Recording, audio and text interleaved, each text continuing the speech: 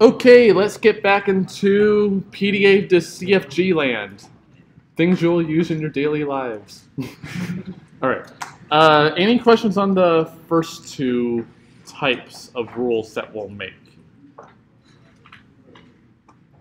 So, as you might imagine, from the grammar we made so far, we haven't handled any terminals of the grammar, right? The grammar's language isn't actually anything relative to the PDA. So in fact, let's handle those. And the way that we're going to do it is we're going to tie in the reason why we had the stack heights always change and all of that other stuff together all into one type of rule. So buckle up. So let's see. What does the very first transition do? It pushes something, right? Look at the first time it comes back down to 0. The very first time. It may not be at the final state, but some other time, the first time. What must that character popped be? Whatever the character that was pushed the first time. So in fact, we can relate those two together. So let's actually draw a more in-depth version of the same picture. So here's some random push of the PDA's computation. I don't know which one it is. Maybe the first, maybe somewhere else. And then sometime later, maybe right after, I don't know, there's a corresponding pop. And in the middle, it never comes down to this point. So it's always above this dotted line until it gets down to this point. And I can guarantee this happens because the first transition always pushes, and at some point it comes back down to 0. So there must be at some maximum height at which this push transition may be one of them, but it may not. So there must be a corresponding pop with it. So let's say that this first transition pushes an X, and we can easily see because of that, the corresponding pop transition must pop a X. Good. So this one pops X.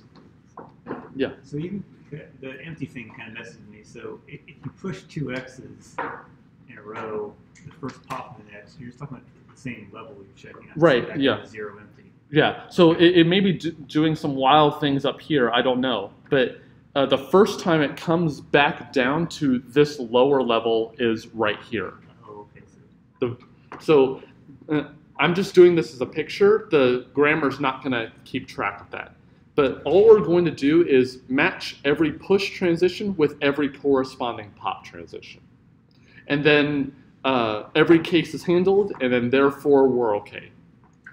Okay, so I don't know necessarily what the things that are read on these transitions are, but let's just assume, for example, we read some character on that push transition A, some character, maybe not read, and then on the pop transition, let's just say we read a B. Again, it might not actually be anything.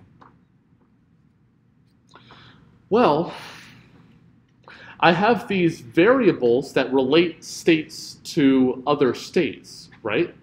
And I got to relate some set of variables, like in the first two types, with other types of variables.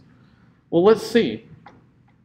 Well, in general, our goal is to get from P to state Q. So let's say that the state over here is P, and the state at the very end is Q. And in the middle, I may not know what states they are. They may be exactly the same state as P and Q. They may all be the same state. They may all 4 be different states. But I'm going to handle in the general case where they could all be different states. Well, let's just call those states something. Let's call them R and S. Some states in the middle. I don't know what states they are. Some states in the middle. Let me ask you a question. What's this? The strings that take me from state R to state S with the same stack height. What is that? Yeah. Ah, ARS, the definition of our variables. Okay, so let's write this down. So ARS, so we don't forget. Maybe a comma in between. what is this? Notice how excited I am. What is the bigger subproblem? The bigger problem? A sub PQ, right? The strings that take me from P to state Q with the same stack height. Those are the same stack height. Ah, so that's APQ. So notice, APQ is the larger problem I want to solve, and we're going to assume I can solve ARS, which is a smaller problem. Okay, so it's like an induction type proof. We're assuming a smaller problem, and we're trying to solve a larger one. So the larger one I want to solve, so this is type 3. So I want to solve APQ. Well, I know ARS is involved somehow, but how do I read any string in APQ? How do I get from P to Q in this diagram? I must read an A, always. Well, if I go through this, I must always read an A. Okay, so I read an A. Oh, how do I get from R to S? Ah, ARS, right? I'm assuming I know how to do that. And by assuming, I mean there's a variable that can make a string for me that, that goes from R to S. So A sub R S. Oh, how do I get from S to Q? Oh, read a B.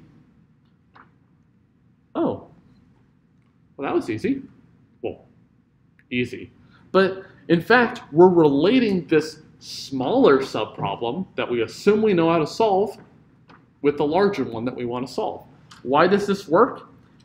Can the stack height go infinitely high?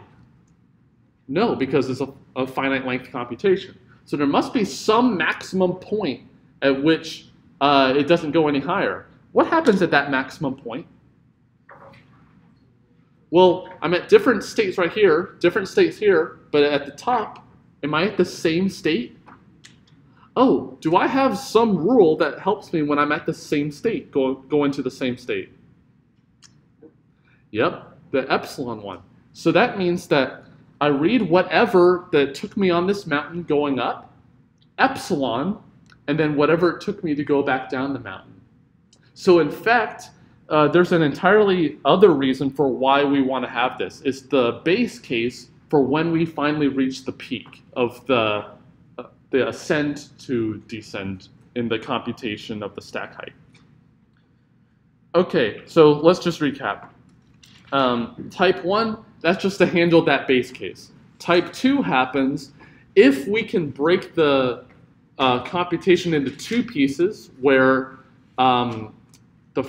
each piece starts and ends with the same stack height all the way through. So we can just concatenate the two strings, the one on the first part, the one on the second part. And the type 3 relates a push with a related pop. Okay, so this type 3 happens for all quadruplets of states. So in any pairs of any fourth set of states where, so I'm going to be informal, where the push on one transition matches the pop on another. Not pawn, pop on another. Okay, so if I want to make something of type 3 rules, then I'm just going to look at two arbitrary transitions where the push on one of them is exactly the same as the pop on the other one. If this one pushes X and this one pops Y, can I look at those two transitions?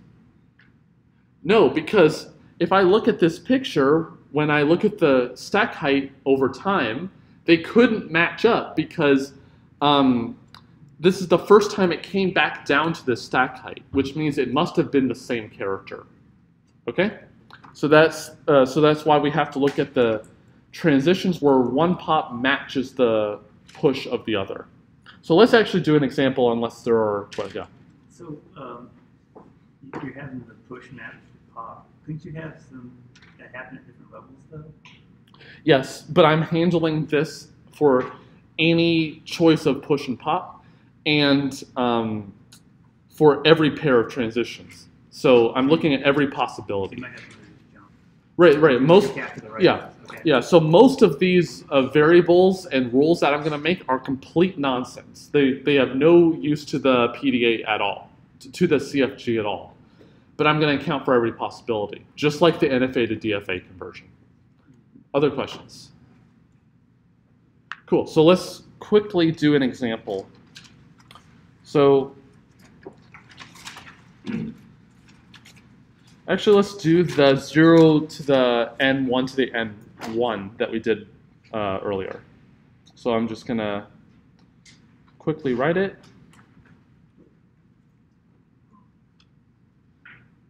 If I remember it. Q2, 1, 0, epsilon. I've done this example enough to hopefully remember it.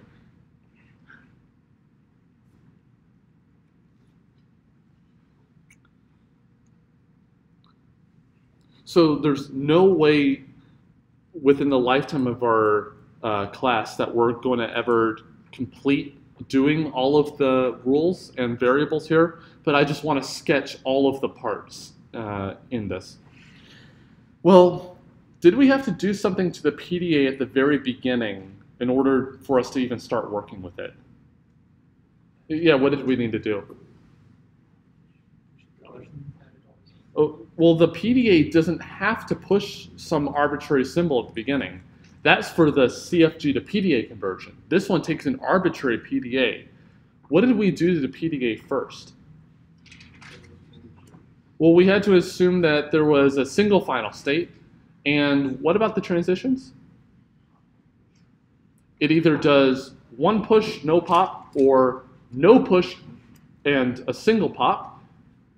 Yeah. And doesn't do neither, and it doesn't do both. Do I satisfy that here? No, we have this weird triple epsilon transition, right? How do I handle when I have something like that? Yeah, I add new states, right. So I need to add, let's call it Q4. And the nice thing about this transition, it didn't do anything. So in fact, these two transitions are almost going to do nothing. So let's just push some arbitrary symbol, let's say push 0 on. And then on this one, we're going to pop the 0 at the same time for the next transition.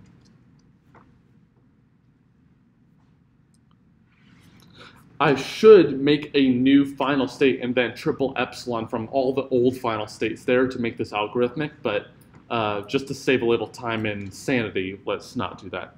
And it satisfies what we want to do anyway. But are we done here? You can tell by the tone of my voice it isn't. Well, what do we need to do?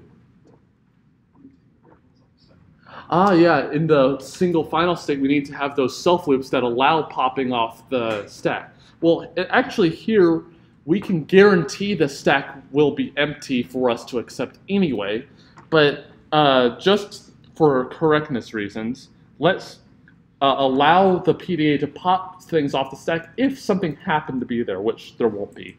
So let's see. What are the things that can go on the stack here? Well, we have $sign and a 0. We don't have anything else, so there's nothing else that we really need to worry about. Okay, so we should have as epsilon 0, epsilon to pop off 0, and then $sign to pop off $sign if there happened to be one. Okay, so that's great. So we handled that. So now what do we do?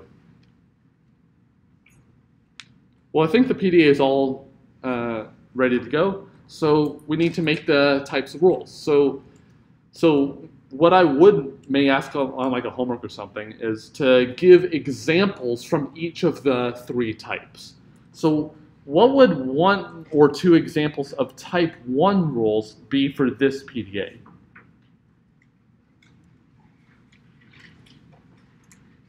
What would be an example? Type 1. Right, yeah. So in fact, the first two types of rules don't look at the structure of the PDA at all. They just look at the states themselves. So an example of a type 1 rule would be A sub pick any state you want with the same state, and that makes epsilon. So one string that takes you from Q0 to itself is you don't read anything, which it obviously does. But of course, in this case, that's the only string. But in fact, for example, Q1 sub Q1, there could be other things that allow you to do that. But we're not going to account for those in type 1. It's just to handle that one base case for when we have the same state in both parts. You just arbitrarily choose a state? But I need to do this for every state. Oh, so you're going to do that? Yeah, so another one would be A, Q3, Q3 makes empty. Yeah. I should say for type 1 up here, this is for all P and Q. Yeah, I need to quantify that, but. Any questions on the type 1 rule?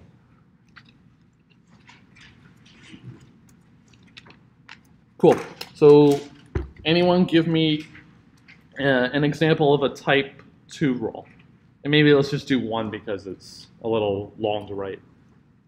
So pick a state you want to go from and what state you want to go to. Any pair you want. Q0, Q4. Okay. So A, Q0, Q4. Anything that takes me from Q0 to Q4. So how many variables am I going to have on the right side of the rule? 2. So I'm going to have 2 A's.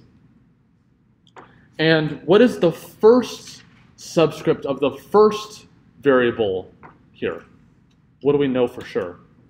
Is Q0, because those have to match the variable on the left. What about the second subscript on the second variable? It must be Q4 as well. Well, not as well. It must match the variable on the left. Well, what about the 2 in the middle? Does it have to be a state in between? Well, if I want a small grammar here, that would be a possibility. But could I, for example, pick Q2? Yeah. So, well, that makes sense. Anything that takes me from Q0 to Q2, then from Q2 to Q4, now I know or at least some way to go from Q0 to Q4. Well, in this case, there happens to be nothing there, but that is one way we can go to Q4. So in fact, Q2 is a possibility. In particular, this variable, in fact, will generate nothing because there's no way to go from Q2 to Q4. But we're not going to be concerned about like whether some state can reach another. We're just concerned about every possibility to handle all of them. Yeah. So theoretically, this one when there's 5 states, 5 times 5, those 25. Oh, way more. How many rules would I make if I have 5 states? Well, I have to have some for P, some for Q, and some for R. Any 5 I like in each one of them. So how many will I make? 125. So no matter what the structure of the PDA is, I will always generate 125 rules here. Okay? Yeah. So you could do A, Q0, Q0, and then A, Q0, Q4. And then Q4, Q0. Mm-hmm. Yeah, I may generate totally nonsensical ones. Absolutely. But I'm just handling every possibility, just like a NFA to DFA conversion. Any questions on type 2? Okay, so did we do all the types? Ooh, we forgot the type 3. Okay. Type 3. So for type 3, what did we need to look at in the PDA? Yeah, so something with the stack on one transition and something with the stack on the other transition. What did we need to look at? Some transition that pushes whatever character you like, and another transition that pops the same character. So pick any transition that pushes something that you like. How about the first one where it pushes a $? That's a perfectly valid pushing transition. So I'm going to redraw it here. So that's 1. So that was the transition that pushed the $? Could I look at the transition from Q1 to Q4? No, why not? It doesn't pop the same character. Well, in fact, it pushes, so I can't even look at it anyway. What's one transition I could look at? Q2 to Q3. Is there another one I could look at? Yeah, the self-loop on Q3 as well. So let's do the Q2 to Q3 one. So Q2 down to Q3, and this one is just the reverse of the other one, of the other transition. So let's see, what's the larger subproblem I want to solve here? 0 to 3, so Q0 to Q3. So remember, there are 3 pieces with these types of transitions. What I read on the push transition, the variable for the middle part, and whatever I read on the pop transition. So what did I read on the push transition? I read nothing. There, I just put it there. What's the middle piece in this case? Q1 to Q2, right. So A, Q1, Q2. What did I read on the pop transition? Did I read anything on the pop transition? No, I popped something, but I didn't read anything. So there it is. So in fact, that would be a rule in the grammar. So why does this rule actually make sense? Well, think about it. However I got to Q0, well, it's the start state, but however I got there, one way I can go to Q3 is just whatever takes me from Q1 to Q2, because the whatever happens on the stack matches on these 2 transitions. So in fact, whatever happens in between is whatever I read there, that's the same thing as whatever takes me from 0 to 3. Okay, so we're just matching the transitions up together. How about let's do one example where I actually do read something on the transition. So what is an example of a transition where I push something and I read on the same transition? Yeah, the self loop on Q1. What's one where I pops the same character? Self loop on Q2. And in fact, that one reads as well. So I'm not going to draw it as a self loop, just to match it with our picture that we had earlier. So the first one, it does this. It reads a 0 and pushes a 0. And the other one reads a 1, pops a 0.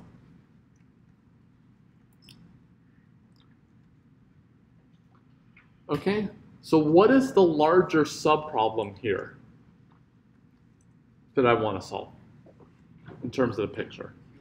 The Q1 to Q2, right? Q1, Q2. What did I read on the push transition? 0, good. What did I get? How do I get from Q1 to Q2? A Q1, Q2 by assumption. And how do I get from 2 to 2? Or what I read on that transition? 1. So in fact, we can kind of see in this rule alone the structure of the original grammar we started with. So in fact, in both of these, since this is the, that's the start variable, and it immediately has a unit rule to Q1, Q2, then Q1, Q2 handles the same number of 0s and 1s, and then at some point we'll have these epsilon transitions in the middle that'll handle the base case for those. Okay, but this handles for any arbitrary PDA. Any questions about any of it? Yeah. So is there an upper bound on the number of type 3? Isn't that a quiz question? I didn't know it. Mm-hmm. Okay. Yes. It's a strange answer, but think about it. Okay. And then we can certainly talk about it after the... Is that quiz tonight or the one that's due Monday? I forget.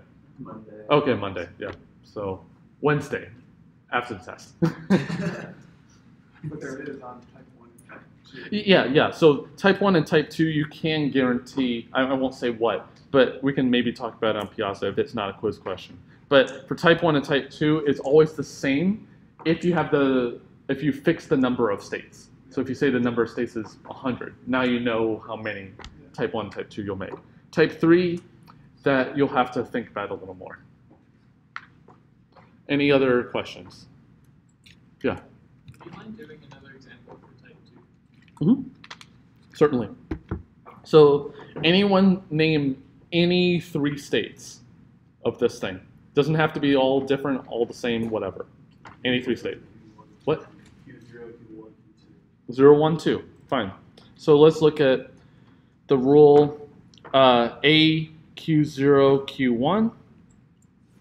Then remember, the first subscript of the first variable has to match the first subscript on the left, and the second variable's second subscript has to match the second subscript on the left, which happens to be Q1 in this case.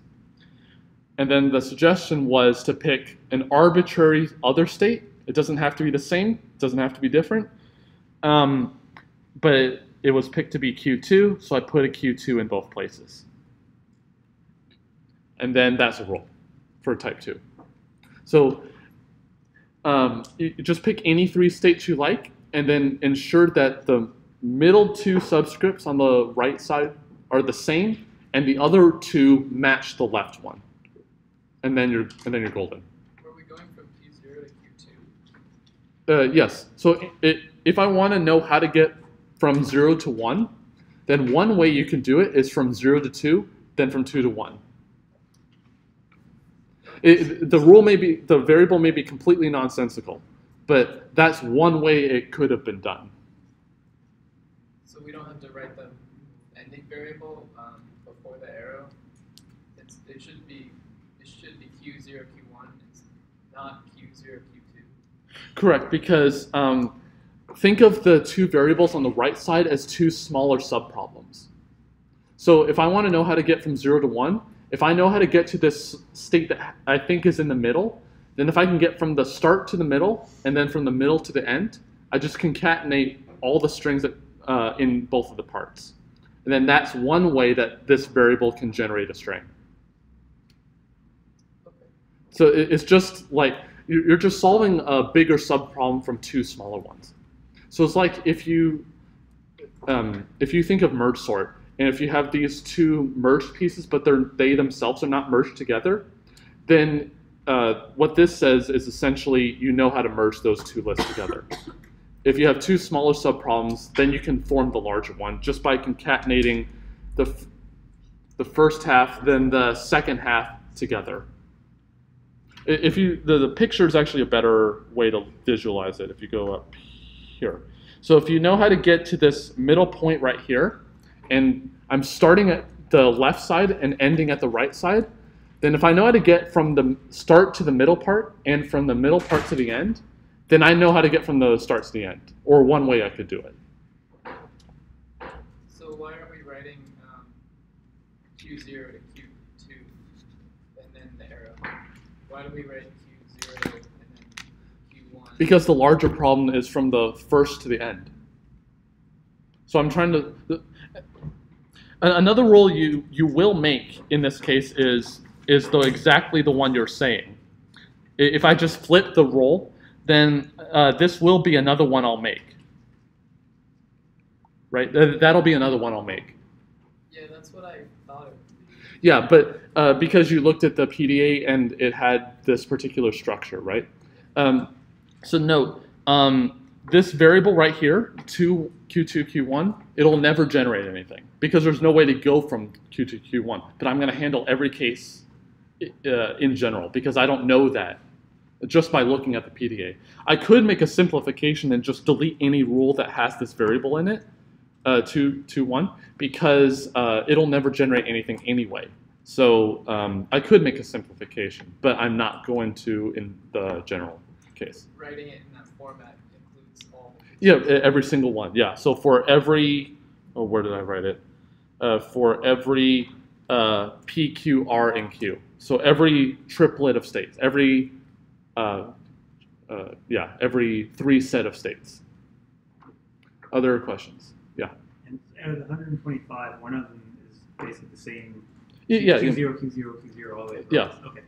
And actually, 5 of them will be like that, because it's, if you just pick any of the 5 states and then just, yeah. So some of them will just be silly like that, but I'm handling every single one. Other questions? Yeah. Is it ever difficult to come up with the ones for type 3? Because other ones seem really just, the work is being done in type 3. Define difficult. Like, because the only way you could come up with that is to know that they're at the same level. No, you don't. I'm handling every single possibility. So even if some of them are completely not possible, I'm just handling every possibility. So there is still some arbitrariness. Yeah. To the type 3 that won't give you the right thing. Yeah, because remember, we're making a grammar out of this, and the only way we can actually make a string of terminals is if it has no variables at the end, right? So if it happens to have a variable at the end, that must mean that we didn't match anything up correctly because of the way that these type 3 rules are constructed, because they match the transitions. So if there was some way we happened to not match, that must have meant some push didn't match some pop. So by handling every possibility and including all of them in the grammar, every single one must work. And so if I can accept a string in the PDA, in this modified PDA, then if I just look at the stack height over time, I can actually find out what the rules are that were applied. And then I can make the whole grammar from there, or the whole derivation from there. Other questions?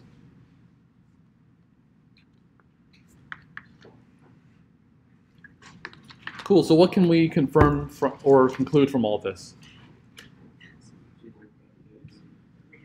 Oh yeah, that we can convert from a PDA to a CFG and the other way around. So we can conclude, what about the PDAs? They recognize the context-free languages. So from this, we can derive that PDAs recognize exactly the CFLs. And so therefore, they're the right machine model for the context-free languages because I can convert back and forth between the CFGs. So stacks really are more powerful than finite automata here. Any questions on that conclusion? Yeah. Can you explain when we did the first thing, what you said about the leftmost derivations? Oh, for the CFG to PDA conversion. Yeah. Oh, where are we? So here. So it's basically this picture on the left. So a derivation could have some terminals, then some variable, then some other terminals, and another variable, and then carry on, right? Well, in a normal derivation, any derivation, could I replace the B first before I replace the S? In any derivation, just an arbitrary derivation. Yeah, certainly, because it's a context-free grammar. But in a leftmost derivation, I always replace the S first, correct? Well, if I have a derivation of any kind, maybe not leftmost, could I find a leftmost derivation from it? Yeah, because just by looking at the parse tree. So for every derivation, there's a leftmost one. So could I simulate a leftmost derivation on the stack? Well, that's what we're doing here. Well, if we have something like this on the stack, if I can make it neat, then I see ABC on top, then I pop them off, then I'm proceeding left to right on our derivation, right? So that means that I'm going to hit this leftmost variable first, which means then I'm going to apply a rule. What if a variable is here at the very front?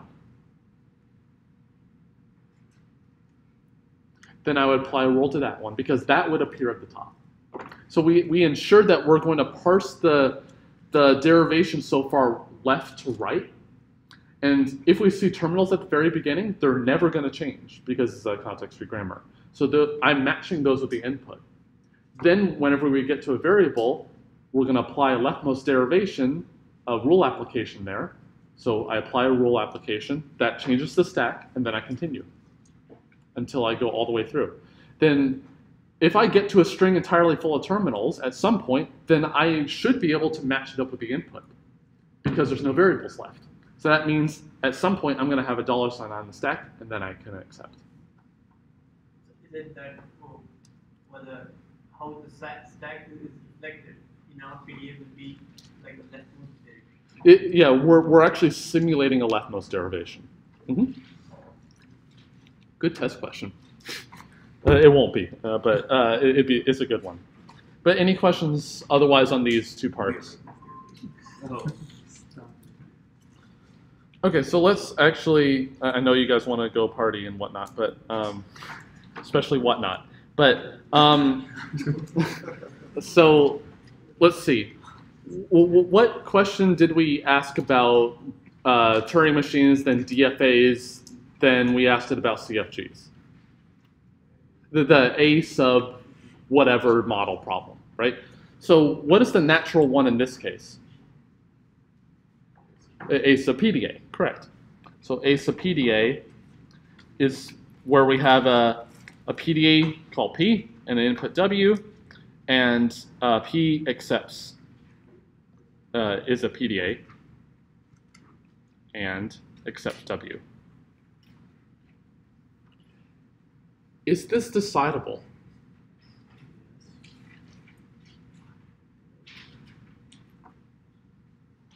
Yeah, why is it decidable? What do we know about A sub CFG? Decidable. What was the main idea there? You don't have to explain all the details. What was the main idea? We converted the grammar into CNF, and then what did we do? We looked at every single derivation of length 2n minus 1, if it's not empty. And then we just looked at every single one. Well, there's only finitely many, so therefore it takes finite time. What about the A sub PDA problem? Well, if I simulated this PDA on W, it actually could run forever. So what could I do? Could we convert this to a CFG? Could a computer carry out this thing, or did it require some clever thought? No. Well, clever thought to maybe come up with it, but could a computer actually carry out this idea? Yeah. Well, the first two types are easy. They just spit out all those rules, doesn't even look at the PDA. Type 3, it just looks at all pairs of transitions, and if they happen to match together, then it generates one rule based off of those two transitions. And so therefore, it's completely mechanical. So, in fact, is decidable,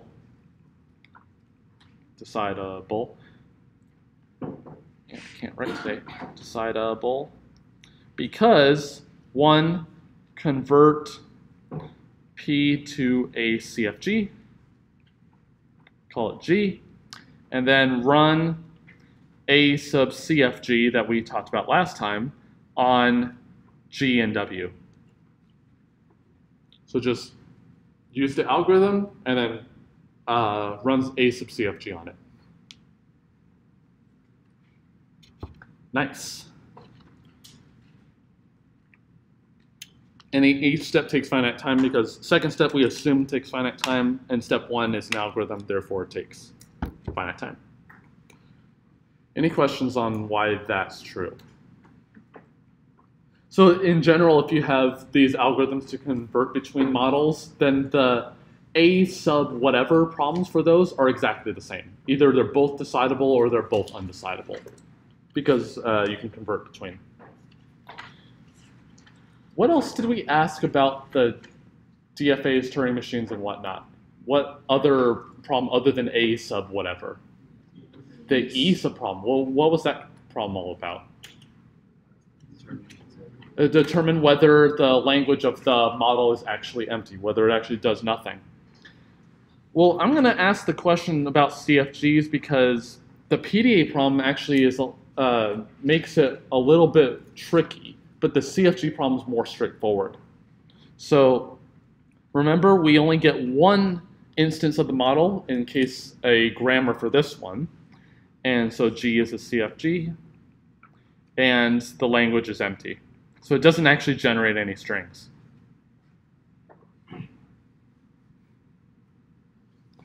Well, we determined that E sub Dfa, and hence E sub NFA and whatnot, those are decidable, but we found that E sub LBA and E sub TM, both of those are undecidable. So in fact, this question may or may not be decidable.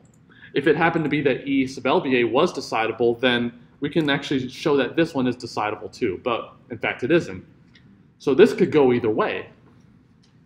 How could I figure out whether a grammar actually generates nothing?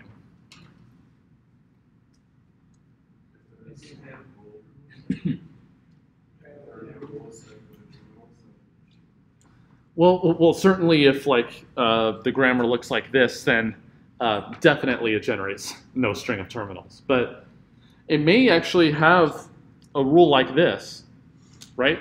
But this grammar still generates nothing because there's no, if s is the start variable. So therefore, just because there's a rule with just terminals on the right side, that doesn't tell me anything. What's that? What do you mean by useless symbols? So I forgot it was like an actual way to do this. Mm-hmm. Like if there's no mutual path or if it doesn't actually terminal or something like that. Let's run with that idea. So there's like no path from the path in some sense from the start variable to a string full of terminals, right? Well, let's see. Is there a path for the variable a in this grammar to generate a string fully of terminals? Could a generate a string full of terminals? You sure? Yeah. If we assume little a is a terminal, then capital A makes a string full of terminals, right? What about S? No.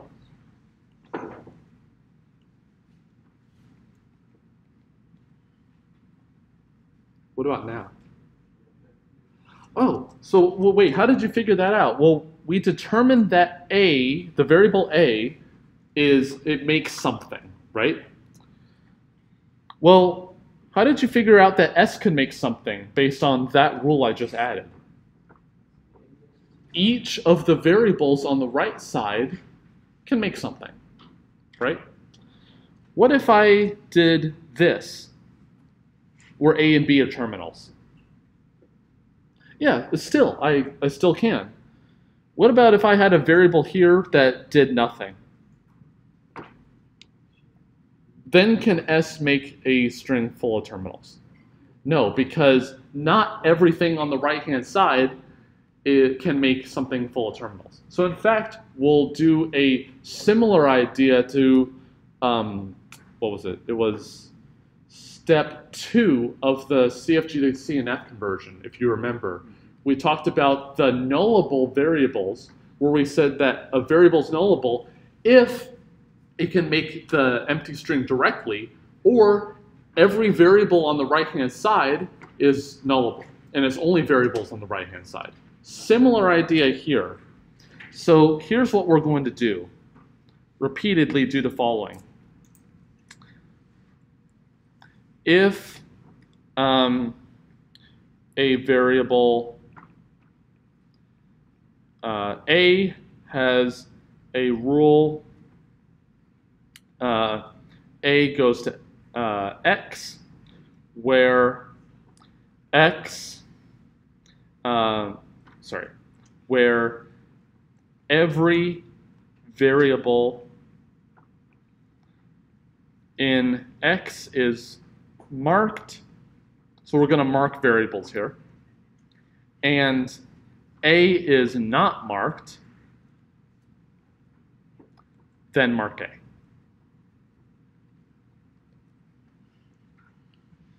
So let's try to digest this.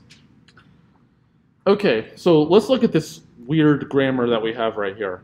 Is there a variable that has a right-hand side where every variable in it is marked? No variables marked yet. So every variable is marked on the right-hand side. Sure? Yeah. Is there a rule where every variable on the right-hand side, even if there's 0, are marked? The a sub a goes to little a1. So we're going to, so I'm going to keep a list of marked variables. So I'm going to keep a on that list because it makes, so this in English means this variable a is going to be determined to generate a string entirely full of terminals. And in this case, it does. So now that we're armed with this, is there some rule now that has a right-hand side where every variable is marked and the left-hand side is not marked yet? No, let's check. Is S marked yet? No. Is every variable on this right-hand side marked yet? No. Well, we handled this one, and A is already marked, so we don't look at that one. Is B marked? No. So in fact, what did we figure out about the start variable S? If S is ever marked, what do we know about the language of the grammar? It's not normal. It's not empty, right? Because we marked S, meaning it can actually generate something. Oh, so then we just answer whether start variable is marked and reverse the answer. Because if the start variable is marked, that means it can generate something, meaning the language is not empty. So I have to reverse the answer. And if it's not marked, that means that it can't generate anything. So that means I answer true. The language of the grammar, in fact, is empty. Okay? What if in this weird grammar, I delete the capital B there? What do I mark now? I mark S because every variable on the right-hand side of that long rule is marked, which is A in this case. And so therefore I add S. Therefore, this grammar can generate something. And so its language is not empty. Okay? So, like these terminate that repeating process when you get to do like no change. Great question. This repeatedly loop seems like it could run forever. So therefore, I won't have a decider. Is this in fact a decider? Well, let's see what happens. Every time I go around, if I don't mark something in one complete pass, should I go again? No, because I'm not going to get a yes answer this time, right? I'm not trying to coerce the grammar. Mark this variable for me. I'm going to mark one variable at least every single iteration. But there's a finite number of variables, so I have a finite number of iterations. So therefore, it's a decider because of that. Any other questions about this? So for DFAs, what question did we ask about DFAs after we talked about the emptiness problem for DFAs?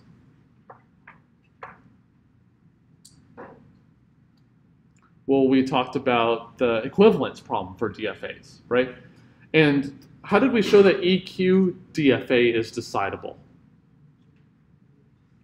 Well, what we did is we formed a DFA for the symmetric difference of the two languages, i.e. all the strings that are in one and not the other. Well, if they're equal, there shouldn't be any string that is accepted by one and not the other, because I want them to be equal. So then I just formed the product DFA for those. Then I asked the question, does this product DFA have empty language or not? And then if it has empty language, that means that the two DFAs are the same. They're the same language. And if it was not empty, they're not the same. What about the question for CFGs?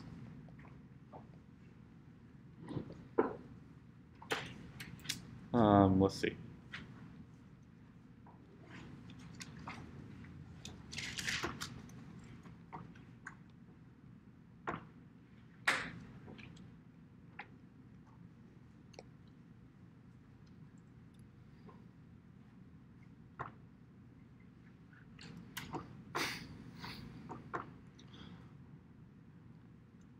So what could I try here?